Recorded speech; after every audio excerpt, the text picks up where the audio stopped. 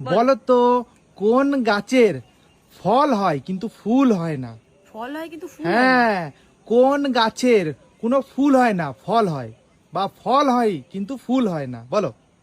তুমি যদি বলতে পারো ফল হয় ফুল হয় না। না, তাহলে 500 টাকা পুরস্কার পাবে। কোন গাছের ফল হয় কিন্তু ফুল হয় না? সুপারি গাছেরও তো ফুল হয়, আমার সামনে হ্যাঁ, রয়েছে। সুপারি গাছেও ফুল হয়। নারকেল গাছেও ফুল হয়। আর একটা প্রশ্ন শোনো, বলো। তুমি যদি বুদ্ধিমান হয়ে থাকো তাহলে অবশ্যই পারবে। হুম। বলো তো মেয়েদের শরীরের কোন জিনিস ছোট থেকে বুড়ো বয়স পর্যন্ত একই রকম থাকে, হ্যাঁ? বড় হয় না? হ্যাঁ, শরীরে আবার কোন জিনিস একই রকম থাকে? হ্যাঁ, বলো। মেয়েদের শরীরের কোন জিনিস ভুরু তো ভুরু। ছোট থেকে বুড়ো বয়স অবধি কোনোদিন বড় হয় না? ভুরু। না, সঠিক না।